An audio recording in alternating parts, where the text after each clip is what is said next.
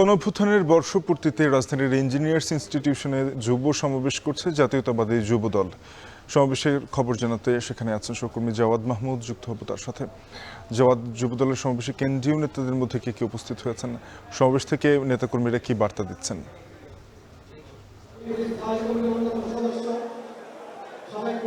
সাফিনের আগেও জানিয়েছিলাম জুলাই গণঅভ্যুত্থানের বর্ষপূর্তি উপলক্ষে বিএনপি মাসব্যাপী কর্মসূচি হাতে নিয়েছে এবং এরই ধারাবাহিকতায় বিএনপির অঙ্গ সংগঠন যুবদল তারা আজকে অনুষ্ঠানটি করছে। এটি হচ্ছে যে আন্দোলন ও আমার না বলা কথা, এই শিরোনামে তারা আজকের এই কর্মসূচি করছে।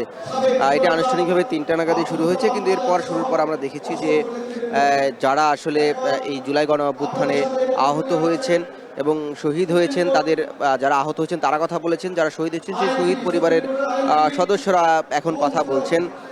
এবং এছাড়াও যারা এই বিগত 1.5 দশকে স্বৈর শাসনের শাসনামলে যারা নানানভাবে ক্ষতিগ্রস্ত হয়েছেন, গুমের শিকার হয়েছেন, সেই সকল পরিবারের সদস্যরা আসলে এখানে কথা বলছেন এবং তাদের বক্তব্যে যেটি উঠে আসছে তারা বলছেন যে দীর্ঘ নিপীড়ন এবং নির্যাতনের ধারাবাহিকতায় মূলত জুলাই অভ্যুত্থানের যে একটি সূত্রপাত সেটি ঘটেছে এবং সেটিকে তারা আসলে এই জুলাই গণ অভ্যুত্থানের এক ধরনের লিগ্যাসি হিসেবে তারা এটিকে বলছেন।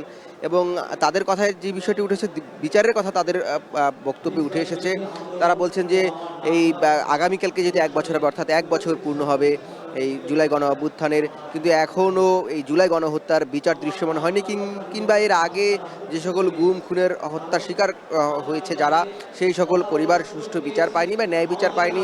সেই বিচার নিয়ে তাদের মধ্যে এখনও শঙ্কা আছে এবং তারা এখানে বিশেষ করে বিএনপির ভারপ্রাপ্ত চেয়ারম্যান তারেক রহমান এবং বিএনপির সিনিয়র যারা নেতা উপস্থিত হয়েছেন, বিশেষ করে বিএনপির মহাসচিব মির্জা ফখরুল ইসলাম আলমগীর এবং বিএনপির স্থায়ী কমিটির 3জন সদস্য এখানে এসেছেন। আমরা দেখেছি ডক্টর মঈন খান, মির্জা আব্বাস এবং ডক্টর এজেডএম জাহিদ, অর্থাৎ বিএনপির সিনিয়র নেতা যারা আছেন তাদের কাছে আহ্বান জানিয়েছেন তারা যেন এই বিচার প্রক্রিয়া ত্বরান্বিত করতে উদ্যোগ নেয় এবং তাদের কাছে এই আহ্বান জানিয়েছেন। যদিও বিকেলের এই অনুষ্ঠান যখন শেষ হবে, আমরা জানি যে প্রায় 45 জনের মতো বক্তব্য রাখবেন বিএনপির কেন্দ্রীয় নেতা সহ জুলাই গণ অভ্যুত্থানের শহীদ এবং আহতরা, শহীদ পরিবারের সদস্যরা এবং এই যে 1.5 দশকে যারা গুম খুন হত্যাকাণ্ডের শিকার হয়েছে সেই সকল পরিবারের সদস্যরা।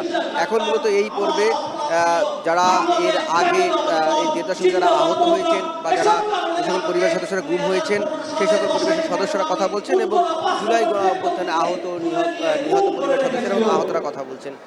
এই ছিল এখন পর্যন্ত আমার কাছে যুব দলের যুব সমাবেশ থেকে সবশেষ। রাজধানীর ইঞ্জিনিয়ার্স ইনস্টিটিউশনে যুব দলের জুলাই গণঅভ্যুত্থান নিয়ে সমাবেশে থেকে যোগ দিয়েছিলেন সহকর্মী জাওয়াদ মাহমুদ।